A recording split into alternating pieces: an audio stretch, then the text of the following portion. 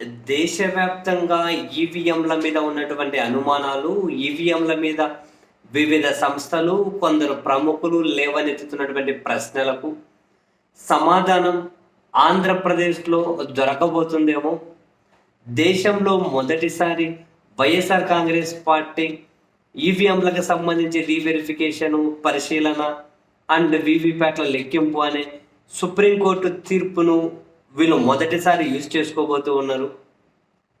Supreme court తీర్పు వచ్చిన తర్వాత మొదటిసారి వైఎస్ఆర్ కాంగ్రెస్ పార్టీకి సంబంధించిన కొందరు అభ్యర్థులు అప్లై చేయడం, అందులో బాలినేని శ్రీనివాసరెడ్డి గారు 12 పోలింగ్ బూతులలో తాను అప్లై చేసి డబ్బులు కట్టడం. అయితే సరే, క్లారిటీ రాబోతుంది అని చెప్పి అందరూ ఎదురు చూస్తున్న వేళ ఈసీ అనూహ్యమైన ట్విస్ట్ ఇచ్చి అవి వీవీప్యాట్లు లేదు, ఈవీఎంలు లెక్క పెట్టినవి కాదు, ఒక డమ్మీ ఈవీఎం పెట్టి మాక్ పోలింగ్ నిర్వహిస్తామని ట్విస్ట్ ఇచ్చారు. దాన్ని మనం చూసాం. బాలినేని శ్రీనివాసరెడ్డి గారు ఆ టీం దాన్ని బాయ్కాట్ చేశారు. అంతకుముందు హైకోర్టులో పిటిషన్ వేశారు. ఈరోజు హైకోర్టులో విచారణ జరగబోతోంది. హైకోర్టులో అటు ఇటు ఏమైనా అయితే సుప్రీంకోర్టుకు పోవడానికి కూడా వీళ్ళు సిద్ధంగానే ఉన్నారు. అయితే ఇక్కడ ఇంట్రెస్టింగ్, అసలు సుప్రీంకోర్టు ఇచ్చిన తీర్పు ప్రకారం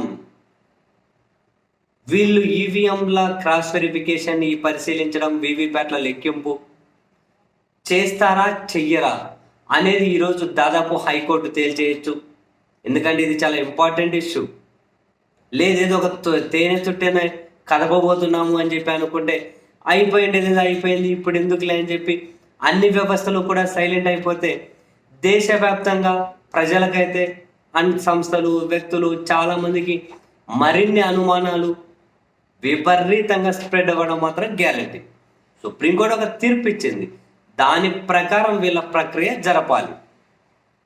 కాదని మధ్యలో ఎలక్షన్ కమిషన్ ఒక ప్రొసీజర్ ఇచ్చి మాది స్వతంత్ర వ్యవస్థ, న్యాయస్థానాలు జోక్యం చేసుకోకూడదు, అది ఇది అని చెప్పి, సరే న్యాయస్థానాలు కూడా ఇప్పుడు ఎందుకులే ఇంకా అయ్యేది అయిపోయిందని చెప్పి దీన్ని కనుక ఈసీకి వదిలేశారు అనుకోండి, అనుమానాలు అయితే పుట్టవగలవు, ఇంకా చాలా పెరిగిపోతాయి.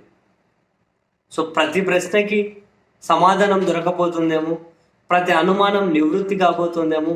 అది ఈరోజే హైకోర్టు తీర్పుతో ఏమైనా ఎలక్షన్ కమిషన్ సుప్రీంకోర్టు తీర్పును ఫాలో కావాల్సి ఉండదేమో అని నాకైతే అనిపిస్తూ ఉంది.